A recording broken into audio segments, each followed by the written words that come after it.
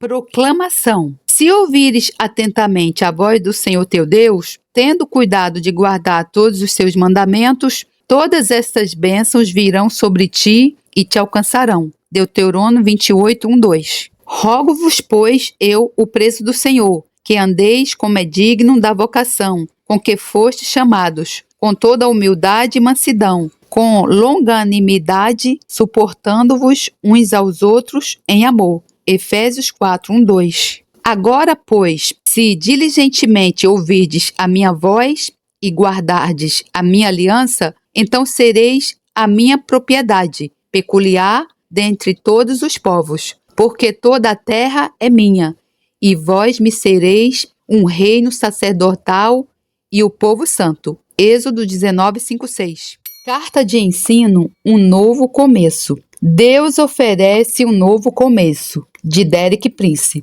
Partilharei consigo a forma de sair do seu passado para um modo de vida completamente novo. Quantas vezes ouvimos pessoas dizerem coisas como: quem me dera começar tudo de novo? Talvez em relação ao casamento, ou à educação dos filhos, ou à escolha da carreira. Ou podem dizer: quem me dera nunca ter feito aquilo, ou dito aquilo, ou ter conhecido aquela pessoa. E outras coisas assim. Ou talvez tomaram uma resolução de ano novo que foi por água abaixo, quase antes mesmo de sair dos seus lábios. Ou fizeram um voto de virar uma nova página, ou em alguns casos de deixar um mau hábito específico, tal como fumar, ou comer em demasia, ou falar mal, usar linguagem inapropriada. Todas essas expressões que as pessoas usam indicam um anseio por um novo começo. Irei partilhar consigo 2 fatos vitais e interrelacionados. Primeiro, todos precisamos de um novo começo. Segundo, Deus oferece um novo começo a todos nós. Todos precisamos de um novo começo. Deus oferece um novo começo a todos nós. Curiosamente, a Bíblia culmina com a promessa de Deus de um novo começo para todos que reúnam as condições. É como se, num certo sentido, isto seja a coroa, o auge ou cume da mensagem bíblica. Em Apocalipse 21, 5, 8, lemos essas palavras que fazem parte da visão que foi dada a João, em Patmos. Aquele que estava sentado no trono disse: estou fazendo novas todas as coisas. E acrescentou: escreva isto, pois essas palavras são verdadeiras e dignas de confiança. Versículo 5. Penso que quando João ouviu aquele no trono a dizer: eis que faço novas todas as coisas, houve uma reação algures dentro dele. Será que isto realmente é possível? E o Senhor, que sabe o que cada um de nós está a pensar, e ainda mais o que cada um de nós está a dizer, respondeu àquela reação em João e disse: escreve, porque estas palavras são verdadeiras e fiéis. Podes confiar em mim e no que eu digo. Continuando agora com o versículo 6. Disse-me ainda: está feito. Eu sou o Alfa e o Ômega, o princípio e o fim. A quem tiver sede, darei de beber gratuitamente da fonte da água da vida. O vencedor herdará tudo isto. E eu serei seu Deus, e ele será meu filho. Mas os covardes, os incrédulos, os depravados, os assassinos, os que cometem imoralidade sexual, os que praticam feitiçaria, os idólatras e todos os mentirosos, o lugar deles será no lago de fogo que arde com enxofre. Esta é a segunda morte. Versículo 6, 8. Vejamos agora os fatos que se seguem respeitantes àquelas palavras espantosas. Primeiro, a promessa de fazer tudo de novo vem daquele que está sentado no trono. E esse trono é o trono da governação sobre todo o universo. Quer dizer, aquele que faz aquela promessa tem controle total sobre tudo o que acontece no universo, incluindo as nossas vidas. Glórias a Deus.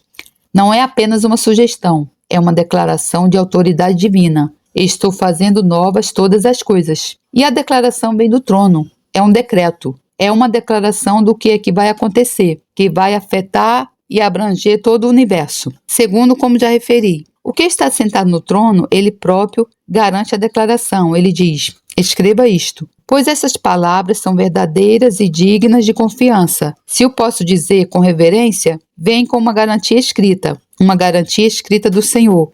Ele vai fazer isso. Terceiro, precisamos de ver o que faz aquela declaração e oferece a respectiva garantia. É o alfa e o ômega, o princípio e o fim. O alfa é a primeira letra do alfabeto grego e ômega, a última. Assim, no fundo, ele está a dizer eu abranjo tudo. E então, ele torna isto talvez ainda mais específico. Eu sou o princípio e o fim. Por outras palavras, o que quer que eu iniciei, sou capaz de concluir. Há um pensamento que me tem ocorrido muitas vezes ultimamente, de que Deus nunca começou algo que não conseguisse trazer a bom termo e consumação. É verdade com as nossas vidas pessoais. Lemos em Hebreus 12:2 que Jesus é o autor e consumador da nossa fé. Novamente, nesse sentido, ele é o alfa e o ômega. O que ele começa em nós é perfeitamente capaz e está disposto a completar. Quais são os requisitos da nossa parte? O que é preciso é esperado de nós. Eu sugeriria duas coisas, ambas muito simples.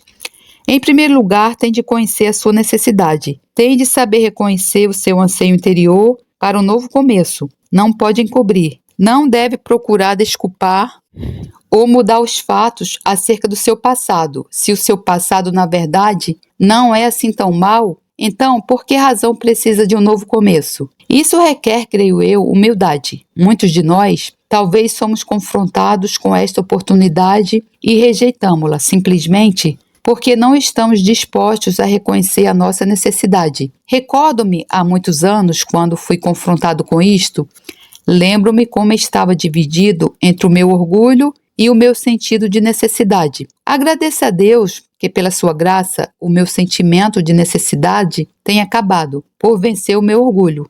E então, em segundo lugar, para se aproximar do que Deus prometeu, tem de responder com fé. A Escritura diz que sem fé é impossível agradar-lhe. Não há forma de recebermos esta oferta de Deus enquanto os nossos corações e as nossas mentes não estiverem preparados para acreditar nele. E poderá ficar surpreendido, mas acredito mesmo que, no fundo, a fé não é um caso da mente ou das emoções.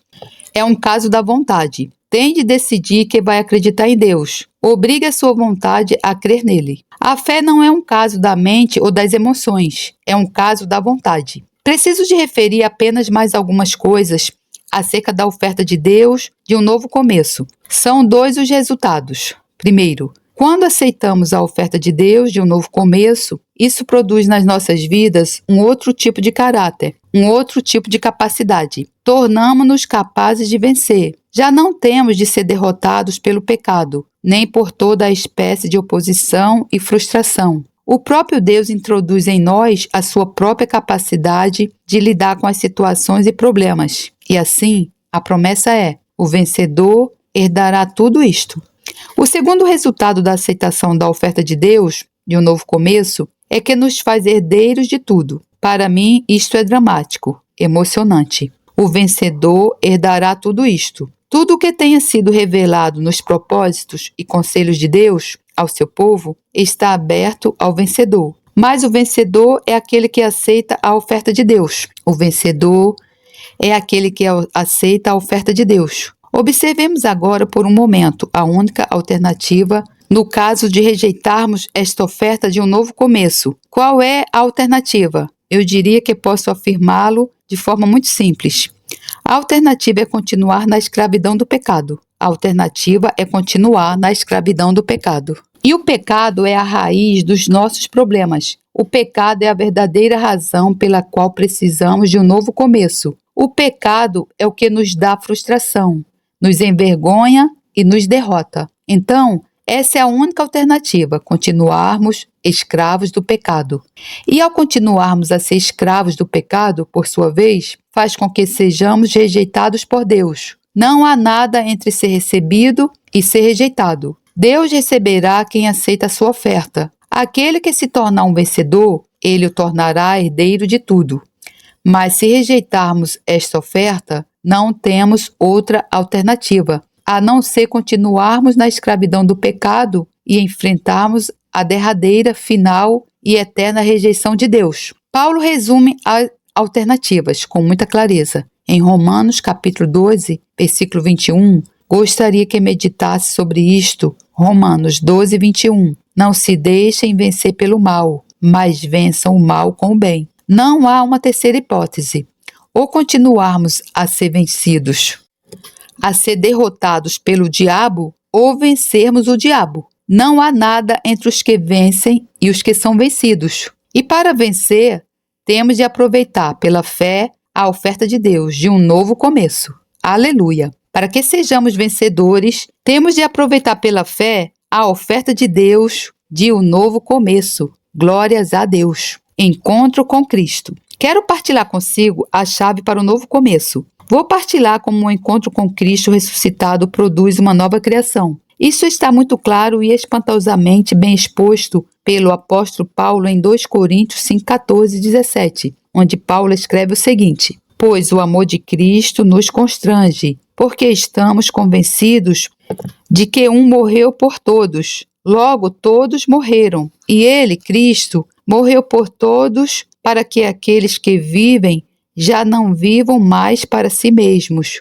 mas para aquele que por eles morreu e ressuscitou, de modo que, de agora em diante, a ninguém mais consideramos do ponto de vista humano, ainda que antes tenhamos considerado a Cristo dessa forma. Agora já não consideramos assim. Portanto, se alguém está em Cristo, é nova criação. As coisas antigas já passaram, eis que surgiram coisas novas. Na tradução que estou a usar, há um ponto de exclamação no fim da expressão. Se alguém está em Cristo, é nova criação. As coisas antigas já passaram, eis que surgiram coisas novas. É disso que estamos a falar, da nova criação que oferece a possibilidade de um começo completamente novo, porque as coisas antigas já passaram e as coisas novas surgiram. Convém explicar uma frase usada naquela tradução. Paulo diz: de modo que de agora em diante, a ninguém mais consideramos do ponto de vista humano, mas literalmente ele diz: não consideramos ninguém segundo o que ele é na carne. Talvez ainda não ficou completamente claro, mas Paulo está a falar sobre dois mundos diferentes. O mundo com que todos nós estamos familiarizados, através dos nossos sentidos, ao qual chamaríamos este mundo. O mundo que conhecemos na carne, no nosso corpo, através dos nossos sentidos físicos. E Paulo está a afastar o véu que revela um outro mundo, um mundo no Espírito, um mundo no qual só o Espírito de Deus nos pode fazer entrar. Neste mundo, cada um que entra nele torna-se por esse fato uma nova criação. Então, o que ele está a retratar é sair de uma ordem de vida e entrar noutra ordem de vida.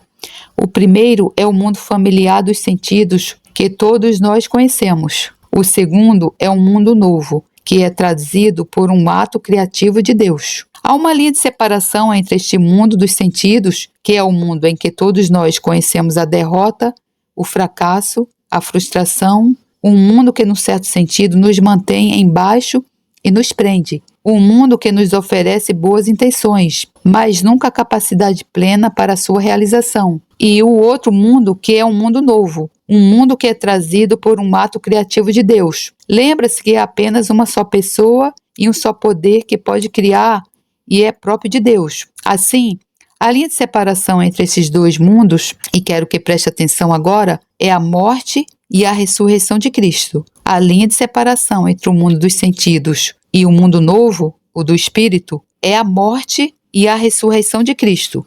Quer dizer, para entrar neste segundo novo mundo do Espírito, temos pela fé de passar com Cristo pela morte e ressurreição no Espírito, para dentro deste novo mundo. A chave para isto, o momento em que a transformação tem lugar, a transformação e a transição, é o momento do encontro pessoal com Jesus Cristo. O momento da transformação e da transição é o momento do encontro pessoal com Jesus Cristo. Quando encontramos Cristo desta forma, não é o Cristo histórico, não é o Cristo que caminhou pelas ruas de Jerusalém ou pelos trilhos junto do mar da Galileia. Não é o Cristo que usou uma certa roupa apropriada àquela cultura e época e que falou numa certa linguagem, provavelmente aramaico. Pelo que, se fosse suposto encontrarmos esse Cristo, a não ser que entendêssemos aramaico ou possivelmente grego, não poderíamos entender o que ele dizia. Mas o Cristo que conhecemos agora, através do Espírito Santo, é o Cristo eterno, o eterno Filho de Deus,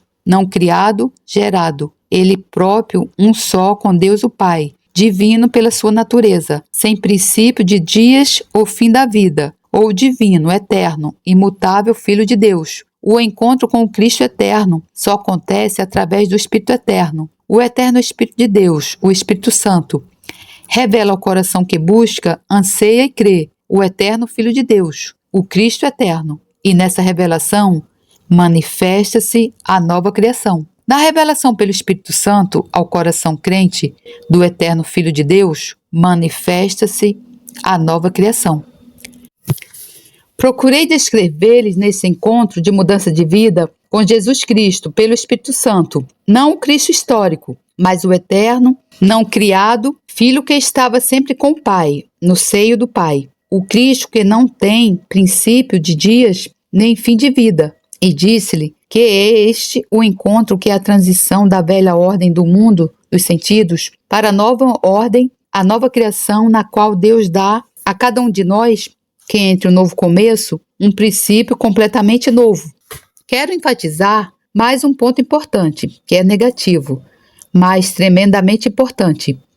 Não há substituto para essa nova criação. Nada mais pode tomar o seu lugar. Nada que possa ser feito somente num nível natural ou humano, desde que ele diga que nenhuma ordenança, ou ritual ou ato religioso é substituto para a nova criação. Nem ser batizado, nem confirmado, nem aderir à igreja, nem fazer votos. Não interessa o que seja, nada pode ser um substituto para essa nova criação. Nenhuma ordenança, ritual ou ato religioso é substituto para a nova criação. Há milhões e milhões de pessoas no mundo de hoje que fizeram uma ou mais dessas coisas, ser batizado ou confirmado ou aderir à igreja, ou o que quer que seja, mas nunca experimentaram a nova criação. E sem a nova criação, todas as outras coisas são inadequadas, insuficientes. Não digo que não haja valor nestas outras coisas. Não é isso que estou a dizer. Mas estou a dizer que só há valor nelas se produzirem a nova criação. Acredito que é muito importante para um cristão que seja batizado. Mas ser batizado não é substituição para a nova criação. Conheci mesmo muitas pessoas que foram batizadas com diferentes ritos de batismo, mas nunca alcançaram a nova criação. Assim que se alguém está em Cristo, nova criatura é. Pode, portanto, ser batizado sem estar em Cristo. Pode juntar-se à igreja sem estar em Cristo. Mas se está em Cristo, torna-se uma nova criação. Aleluia, glórias a Deus. Esta é uma transação sobrenatural entre si e Jesus Cristo, pessoa a pessoa, só tornando possível pelo Espírito Santo. E nada mais pode alguma vez ser um substituto, e quero, portanto, perguntar-lhe ao finalizar: já experimentou essa nova criação? Sabe por experiência própria o que é ser feito todo de novo? Ter um princípio completamente novo através da revelação pessoal de Jesus Cristo? Confrontado com a verdade. Até aqui partilhei 2 fatos de vital importância. O primeiro, todos precisamos de um novo começo. O segundo, através da revelação pessoal de Cristo ressuscitado pelo Espírito Santo, cada um de nós pode entrar na nova criação. Isso é baseado nas palavras de Paulo. Se alguém está em Cristo, nova criatura é. 2 Coríntios 5,17. Poderá querer perguntar: seu príncipe, como está tão seguro disso? Muito simplesmente direi: aconteceu-me. Na altura em que aconteceu comigo, que já faz mais de 40 anos, não tinha absolutamente nenhum conhecimento das coisas que hoje tento compartilhar consigo. Eu tinha deixado de ser religioso em qualquer sentido. Não tinha qualquer pretensão de ser cristão. Mas pela infinita graça e misericórdia de Deus, algures por volta de meia-noite, no quarto de uma caserna da tropa, no exército britânico durante a Segunda Guerra Mundial, tive esse encontro pessoal de transformação da vida com o Cristo ressurreto. E desse momento em diante, eu fui uma nova criação. Antes de mais, eu não era religioso. Não tinha qualquer linguagem religiosa para descrever o que me tinha acontecido. De fato, confundi as pessoas à minha volta, porque testemunharam uma tremenda mudança. E nem eles, nem eu, compreendemos o que tinha acontecido. Mas é exatamente o que Paulo diz: se alguém está em Cristo, nova criatura é. Uma nova criação aconteceu. Levei muitos meses a começar a descobrir o que tinha acontecido através daquela revelação de Jesus Cristo. Mas a partir daquele momento, uma coisa eu sabia: Jesus Cristo está vivo. E esse é talvez o fato histórico mais importante que alguma vez conhecerá: a necessidade da nova criação. Agora eu vou falar mais acerca da necessidade da nova criação. E vou ilustrar este tema pela experiência de um dos maiores homens de Deus do Antigo Testamento, o rei Davi. Ora, o rei Davi foi um tremendo homem de Deus. Nas Escrituras, ele é chamado um homem segundo o coração de Deus. Ele trouxe bênçãos incontáveis ao seu povo Israel. E através dos salmos e registros da sua vida, trouxe bênçãos incontáveis a inúmeros milhões de pessoas por toda a terra, desde aquela altura. Mas houve um momento na vida de Davi em que cometeu um terrível erro, cometeu um pecado terrível. O pecado foi adultério. Tomou a esposa de outro homem. Então, com o objetivo de encobrir esse pecado, ele conseguiu deliberadamente a morte desse outro homem, que era um soldado do seu exército. Foi, pois, culpado de ambos, adultério e assassinato. Por momentos, Davi pensou que se tinha safado. Não sei como alguém se pode enganar a si mesmo. E, no entanto, muitos de nós fazemos-nos, que de algum modo Deus não sabe o que fizemos. Deus teve de enviar até Davi um profeta chamado Natã, que tornou muito claro a Davi que Deus sabia tudo o que ele tinha feito, que nada era secreto, nada é escondido de Deus, e que Deus o considerou responsável. E quando Davi foi confrontado com esta mensagem de Deus, através do profeta Natã, escreveu um dos seus mais comoventes e belos salmos, Salmo 51, que com tanta beleza descreve a agonia e necessidade de uma alma humana em tal situação. Salmo 51, 10. Por favor, preste atenção ao ler estas palavras de Davi. Primeiro, a introdução, no King James, para o diretor da música, um salmo de Davi. De alguma forma, impressiona-me que, de uma terrível experiência, algo surgiu, tão belo e edificante, que Davi podia, na realidade, dizer que era para o diretor da música, ou diretor do coro, pois estava destinada a ser uma cantiga perpétua para o povo de Israel. Salmo de Davi, para o cantor Mor, quando o profeta Natã veio a ele, depois de ele ter estado com Batseba. Agora então o Salmo. Tem misericórdia de mim, ó Deus, por teu amor. Por tua grande compaixão, apaga as minhas transgressões. Lava-me de toda a minha culpa e purifica-me do meu pecado, pois eu mesmo reconheço as minhas transgressões. E o meu pecado sempre me persegue. Será que isso poderá ser verdade para si?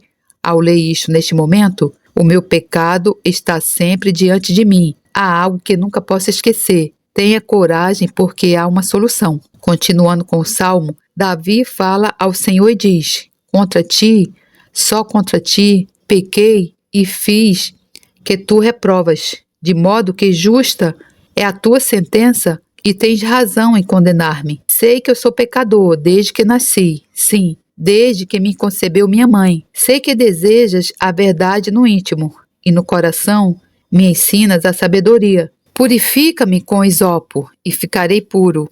Lava-me e mais branco do que a neve serei. Faze-me ouvir de novo júbilo e alegria, e os ossos que esmagaste exultarão.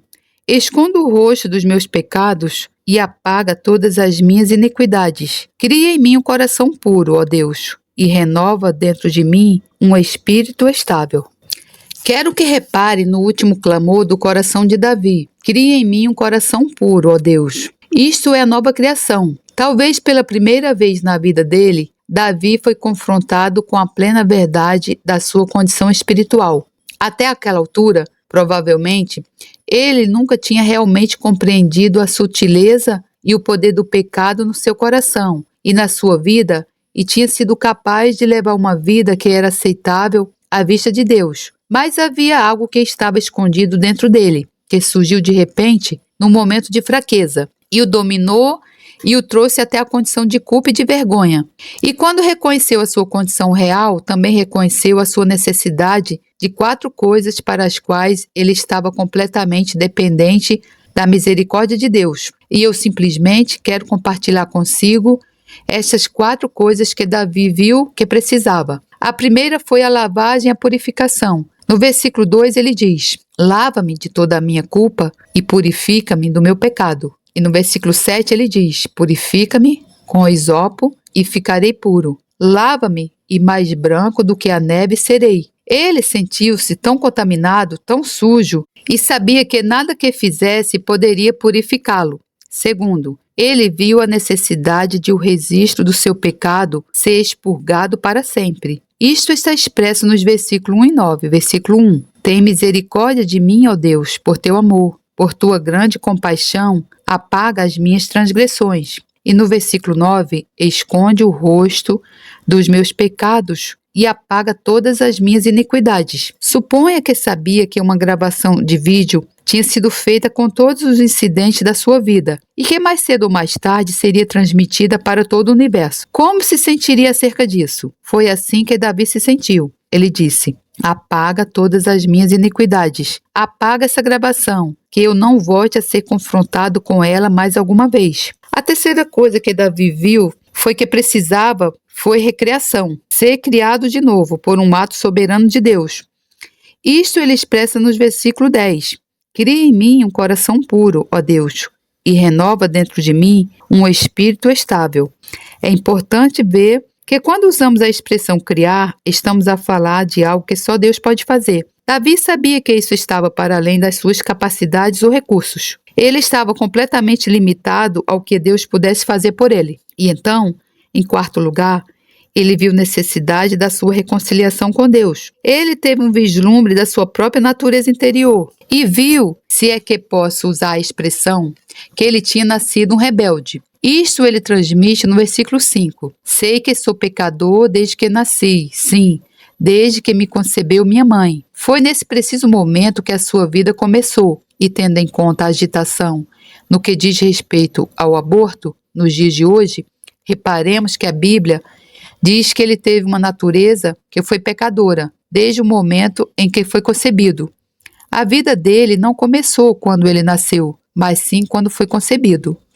Essa é a visão que a Bíblia tem daquela situação. Além disso, ele era um rebelde, mesmo antes de cometer atos de rebeldia. Ele era um rebelde por natureza. Ele diz: sei que sou pecador desde que nasci. Sim, desde que me concebeu minha mãe, desde o meu nascimento. Por outras palavras, ele não foi simplesmente confrontado com o fato dos seus atos pecadores e especialmente com o adultério e assassinato, mas sim com o fato de ter uma natureza pecadora, de ter uma natureza rebelde, e que tinha sido um rebelde, e que, como tal, precisava da reconciliação com Deus. Quero dizer-lhe que tem de chegar um momento da sua vida, tal como chegou na minha, em que é confrontado com esse fato, que é um rebelde por natureza, que tem sido um rebelde desde o nascimento, um rebelde desde a concepção, que levou uma vida de rebelião, que as suas atitudes têm sido rebeldes, e que, devido a essas atitudes de rebelião, a parte dos seus atos pecadores, precisa desesperadamente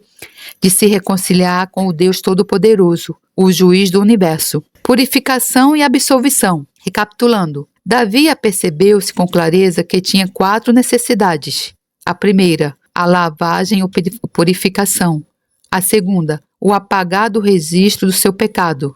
A terceira, um ato criativo de Deus. A quarta, a reconciliação com Deus. Vamos agora ver como é que Deus fez provisão para as 2 primeiras destas 4 necessidades, ou seja, a necessidade de purificação e de expurgação do apagar do registro, a absolvição, libertação de toda a culpa. O Novo Testamento revela que essas necessidades que Davi clamou no Salmo 51 foram completamente, finalmente e eternamente satisfeitas pela morte de Jesus na cruz.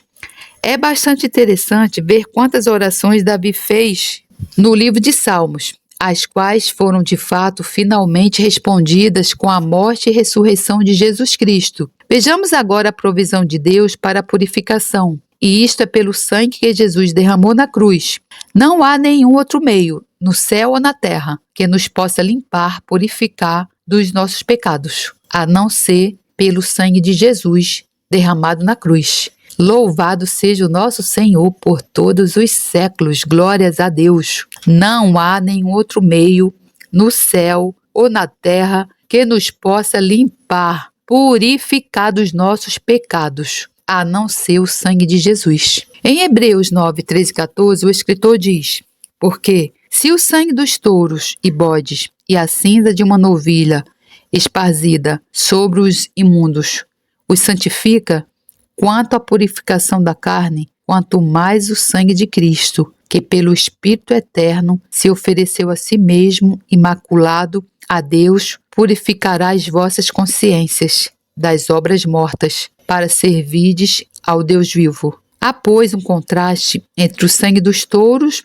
e dos bodes, que foi oferecido sob a antiga aliança, que só podia fornecer santificação exterior, e o sangue de Cristo, que limpa a consciência de obras mortas. Diz lá que foi através do Espírito Eterno que Cristo, na cruz, se ofereceu como a última grande oferta pelo pecado, sem mácula, a Deus. Quero enfatizar essa palavra, eterno, pelo Espírito Eterno. Eterno é o que não está sujeito a limitações de tempo. Está fora do domínio do tempo. Abrange todo o tempo e vai aquém e para além do tempo. E porque foi através do Espírito Eterno, o sacrifício de Cristo abrangeu os pecados e as necessidades espirituais de todos os homens, os que tinham ido anteriormente e os que se seguiram. Não se limita à sua própria época ou geração, mas alcança todas as épocas e gerações. O sangue de Jesus Cristo é o eterno agente de limpeza de Deus para o pecado. O sangue de Jesus Cristo é o eterno agente de limpeza de Deus para o pecado. Aleluia! Davi tinha dito profeticamente uma visão disto, porque em Salmo 51, versículo 7, ele disse: purifica-me com hisopo. Ora, de acordo com as ordenanças da Páscoa no Antigo Testamento, era o hisopo e nada mais do que o hisopo que podia ser usado para aspergir o sangue do cordeiro da Páscoa em todas as casas judias. E então, quando Davi clamou no Salmo 51, purifica-me com hisopo, a sua mente e o seu espírito, diria eu, sentiu a necessidade do sangue para a purificação. Essa necessidade foi finalmente satisfeita pelo sangue de Jesus derramado na cruz. O sangue de Cristo, de que João Batista falou, é o Cordeiro de Deus que tira os pecados do mundo. E isto aparece novamente registrado pelas belas palavras do apóstolo João na sua primeira epístola, capítulo 1, versículo 7 e 9. Mas se andarmos na luz, como ele na luz está, temos comunhão uns com os outros. E o sangue de Jesus Cristo, seu Filho, nos purifica de todo o pecado. Este tempo verbal nos purifica é gramaticalmente o tempo presente contínuo. Há uma limpeza contínua à medida que andamos continuamente na luz. Somos continuamente limpos e mantidos limpos da contaminação pelo pecado. Então, João continua no versículo 8. Se dissermos que não temos pecado, enganamo-nos a nós mesmos, e não há verdade em nós. Se confessarmos os nossos pecados, ele é fiel e justo para nos perdoar os pecados e nos purificar de toda a injustiça. O que é que Deus requer primariamente? Que confessemos os nossos pecados. Já o disse de muitas maneiras. O sangue de Jesus limpa, na luz. Confessar é trazê-lo o pecado para a luz. Caminhar, andar na luz é ficar, permanecer na luz. E ao estarmos na luz, temos a limpeza contínua e toda suficiente do pecado pelo sangue de Jesus. Ao estarmos na luz, temos a limpeza contínua e toda suficiente do pecado pelo sangue de Jesus. A segunda grande necessidade pessoal com a qual Davi se confrontou foi a da absolvição ou expurgação do registro do seu pecado. Isto já foi prometido ao povo de Deus no Antigo Testamento. Por exemplo, em Isaías 43, 25, o Senhor fala, e é isto que promete: sou eu mesmo, aquele que apaga suas transgressões, por amor de mim, e que não se lembra mais de seus pecados. Repare que Deus diz que apagará o registro e o expurgará da sua memória. Gostaria de lhe dizer que Deus não tem uma memória má, mas tem a capacidade de esquecer. E isso são duas coisas muito diferentes. Deus lembra-se de tudo, exceto daquilo que é apagado por Ele próprio. Deus lembra-se de tudo, exceto aquilo que é apagado por Ele próprio. E esta promessa é renovada no Novo Testamento em Atos 3,19. O apóstolo Pedro disse ao povo judeu em Jerusalém: Arrependei-vos, pois, e convertei-vos, para que sejam apagados os vossos pecados. O registro seja apagado, anulado, que você pode ser absolvido. E quero explicar, nesse sentido, a diferença entre a antiga aliança feita no Sinai e a nova aliança feita pelo sangue de Jesus. É importante. Cada aliança registra o pecado. Cada aliança faz provisão para o pecado. Mas essa provisão é muito diferente. A antiga aliança anota o pecado e temporariamente oculta-o. Mas é apenas a nova aliança no sangue de Jesus que finalmente apaga o registro do pecado. Deixa-me referir duas passagens que mostram bem este contraste. Primeiro, em Hebreus capítulo 10, versículos 1-4. A lei traz apenas uma sombra dos benefícios que hão de vir, e não a realidade dos mesmos. Por isso, ela nunca consegue, mediante os mesmos sacrifícios repetidos, ano após ano, aperfeiçoar os que se aproximam para adorar. Se pudesse fazê-lo, não deixariam de ser oferecidos, pois os adoradores, tendo sido purificados uma vez por todas, não mais se sentiriam culpados de seus pecados. Contudo, esses sacrifícios são uma recordação anual dos pecados, pois é impossível que o sangue de touros e bodes tire pecados. Repare naquela frase: esses sacrifícios são uma recordação anual dos pecados. E quando Israel recordava os seus pecados e fazia o que Deus requeria deles, Deus ocultava-os por mais um ano. Mais um ano mais tarde havia um novo lembrete e uma nova cobertura dos pecados. O Novo Testamento, pelo sangue de Jesus, é diferente. Hebreus 10, 16, 18, o Espírito Santo, nesta epístola, citando a profecia de Jeremias, diz: esta é a aliança que farei com eles. Depois daqueles dias, diz o Senhor, porei as minhas leis em seus corações e as escreverei em suas mentes. E acrescenta, dos seus pecados e iniquidades, não me lembrarei mais. Onde essas coisas foram perdoadas, não há mais necessidade de sacrifício pelo pecado. Esta é a frase-chave acerca da nova aliança. Dos seus pecados e iniquidades, não me lembrarei mais. É o cumprimento da promessa que Deus fez, através de Isaías, que já citamos. Sou eu mesmo, aquele que apaga suas transgressões por amor de mim, e que não se lembra mais dos seus pecados. Isaías 43, 25. Pela nova aliança, no sangue de Jesus, os nossos pecados podem ser apagados. A memória deles pode ser expurgada da mente eterna de Deus. Pela nova aliança, no sangue de Jesus, os nossos pecados podem ser apagados. A memória deles pode ser expurgada da mente eterna de Deus. Recriação e reconciliação. Já expliquei como, pela nova aliança em Cristo, Deus fez provisões para essas duas primeiras necessidades que são a da purificação e a da absolvição. Veremos agora como Deus também fez provisão para as outras duas necessidades, a recriação e a reconciliação. Primeiro veremos a provisão de Deus para a recriação, para criar-nos de novo. Isto vem quando, pela fé, através de uma experiência sobrenatural, tornada possível pelo Espírito Santo. Nós seguimos Jesus Cristo na sua morte e ressurreição. À medida que passamos pela morte e ressurreição, chegamos a uma nova realidade espiritual. O reino da nova ordem, a nova criação, e nesse reino nós também nos tornamos uma nova criação em Cristo. É assim que o apóstolo Pedro fala acerca disso, em 1 Pedro 1:3-4. Bendito seja o Deus e Pai de nosso Senhor Jesus Cristo.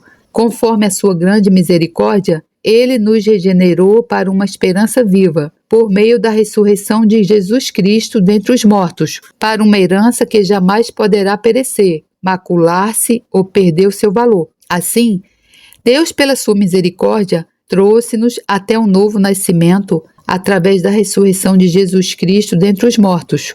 Passamos com Jesus pela morte até a ressurreição. E nesse reino, para além da morte e da ressurreição, encontramos uma herança que, segundo Pedro, diz jamais poderá perecer, macular-se ou perder o seu valor. Tenha em mente que nós próprios nos tornamos como essa herança. Jamais poderemos perecer, ser corrompidos. Não há fim da vida. É uma vida eterna totalmente nova em Cristo. Uma nova criação. É através da nossa identidade com Jesus Cristo, a nossa identificação com Jesus Cristo na sua morte, no seu sepultamento e na sua ressurreição, que é a porta de acesso para este novo mundo, esta nova ordem. A nossa identificação com Jesus Cristo na sua morte, no seu sepultamento e na sua ressurreição é a porta de acesso para o novo mundo, a nova ordem. Não há outra porta, não há outra entrada. É o Cristo crucificado e Cristo ressuscitado. Paulo explica isto com termos semelhantes em Colossenses 1,18 e falando sobre Jesus ele diz: e ele é a cabeça do corpo da igreja. A igreja é o seu corpo. É o princípio e primogênito dentre os mortos, para que em tudo tenha a preeminência ou primeiro lugar. Então, Jesus é o princípio desta nova criação. Ele é o primogênito de entre os mortos. Quando foi ressurreto, ele entrou nessa nova criação. Ele tornou-se a cabeça da nova criação e é a cabeça do seu corpo. É descrito como um nascimento. Vemos aqui uma analogia muito bela, vívida e simples. No nascimento natural de um bebê e por ordem natural, primeiro vem a cabeça e o corpo segue-a. Então, nesse nascimento na nova ordem, na nova criação, a cabeça de Jesus Cristo foi o primogênito. Ele emergiu em primeiro lugar nesta nova ordem e depois nós, que pela fé nos identificamos com ele como seu corpo, o seguimos, tal como o corpo segue a cabeça no nascimento natural. Assim, nós que nos identificamos com Jesus Cristo como seu corpo, seguimos-lo neste renascimento espiritual na nova criação, na nova ordem. É, pois, esta porta de entrada. A porta foi aberta por Jesus, pela sua morte e sua ressurreição. Nós podemos sair da velha ordem, da ordem corrupta, da ordem onde as coisas não deram certo, onde o pecado prevalece, da ordem onde há profanação, desapontamento e frustração. Podemos passar dessa ordem para a nova ordem, ter um princípio completamente novo, um começo totalmente novo, uma ordem que é imaculada, pura, incorruptível, eterna, mas apenas de uma só maneira, só há um caminho. Esse caminho é através da morte e ressurreição de Jesus Cristo. Temos de experimentar uma identificação com Ele, tanto na morte como na ressurreição, através da fé da nossa parte e da operação sobrenatural do Espírito Santo, pela parte de Deus. Entramos nessa experiência. Então descobrimos que, tal como Paulo disse, se alguém está em Cristo, é nova criação. Não no Cristo histórico sobre o qual lemos, mas no Cristo eterno, sem princípio de dias ou fim da vida. A identificação com Ele, a revelação dele através do Espírito Santo, leva-nos a essa nova criação. A identificação com Jesus Cristo, revelação dele através do Espírito Santo, leva-nos à nova criação. Chegamos agora à quarta grande necessidade que Davi sentiu e registrou neste clamor pela misericórdia de Deus, que é o Salmo 51. A necessidade de reconciliação. Davi percebeu que tinha sido um rebelde durante toda a sua vida, um rebelde desde a nascença e até mesmo desde a concepção, e que, por ser rebelde, tinha de se reconciliar com Deus. Algo tinha de ser feito acerca daquela natureza rebelde. A provisão para isso também foi feita pela morte de Jesus Cristo. Em Colossenses 1, 21, 22, Paulo diz às pessoas que se tornaram cristãos: antes, vocês estavam separados de Deus e em suas mentes eram inimigos por causa do mau procedimento de vocês. Repare que não era apenas no seu comportamento que eram inimigos, mas mesmo nas suas mentes, a sua atitude mental era de rebeldia. Então, Paulo continua: mas agora ele, Deus, os reconciliou pelo corpo físico de Cristo, mediante a morte, para apresentá-los diante deles santos, inculpáveis e livres de qualquer acusação. Repare que é através da morte do corpo de Cristo, pela sua morte, que Deus nos reconcilia com Ele próprio. Veja que Cristo identificou-se com aquele rebelde, como o último Adão. Cristo, de livre vontade, tomou o lugar, foi identificado com a rebeldia e com a natureza rebelde de cada filho de Adão. Como o último Adão, Cristo, de livre vontade, tomou o lugar, foi identificado com a rebeldia e com a natureza rebelde de cada filho de Adão. Em Romanos 6, 5, 6, Paulo fala acerca da nossa identificação com Jesus na sua morte. Nesses termos, Romanos 6, 5, 6. Se dessa forma formos unidos a Ele na semelhança da sua morte, certamente o seremos também na semelhança da sua ressurreição. Pois sabemos que o nosso velho homem foi crucificado com Ele, para que o corpo do pecado seja destruído, e não mais sejamos escravos do pecado. Assim vemos ali que por um mistério de Deus, o nosso homem velho foi crucificado. O rebelde em cada um de nós foi crucificado quando Jesus foi crucificado, foi levado à morte. E se somos identificados com Jesus na sua morte, então temos o direito de sermos identificados com Ele também na sua ressurreição. E passamos da morte para a vida. Passamos para uma vida em que somos libertados da condenação, da culpa e da escravidão do pecado. Mas é apenas através da morte e ressurreição de Jesus Cristo. Podemos então voltar às palavras de Paulo, que já lemos em 2 Coríntios 5, 17 e 20. Portanto, se alguém está em Cristo, é nova criação. As coisas antigas já passaram, eis que surgiram coisas novas. E então, Paulo continua: tudo isso provém de Deus, que nos reconciliou consigo mesmo por meio de Cristo e nos deu o ministério da reconciliação, ou seja, que Deus em Cristo estava reconciliando consigo o mundo, não lançando em conta os pecados dos homens, e nos confiou a mensagem da reconciliação. Portanto, somos embaixadores de Cristo, como se Deus estivesse fazendo o seu apelo por nosso intermédio. Por amor a Cristo, lhe suplicamos: reconciliem-se com Deus. É isso mesmo que estou a fazer neste momento. Estou a implorar-lhe, em nome de Cristo, que se reconcilie com Deus. Sabe? Algo maravilhoso acontece quando nos reconciliamos com Deus. Ao entrarmos nesta nova criação, tornamo-nos reconciliadores. Começamos a partilhar as preocupações e o amor de Deus para com os homens e as mulheres rebeldes que estão à nossa volta. Por vezes, descrevo os cristãos como reconciliadores reconciliados. Primeiro, temos de nos reconciliar com Deus através da morte de Cristo. E então, tornamo-nos reconciliadores, embaixadores de Deus, à procura de levar essa reconciliação aos outros. Ponho sempre em causa a validade da conversão e do novo nascimento de uma pessoa. Se isto não lhe der uma preocupação com a reconciliação dos seus semelhantes para com Deus. Glórias a Deus, louvado seja o meu Senhor, que a graça do Senhor Jesus Cristo, o amor de Deus e a comunhão do Santo Espírito estejam com todos vocês. Amém.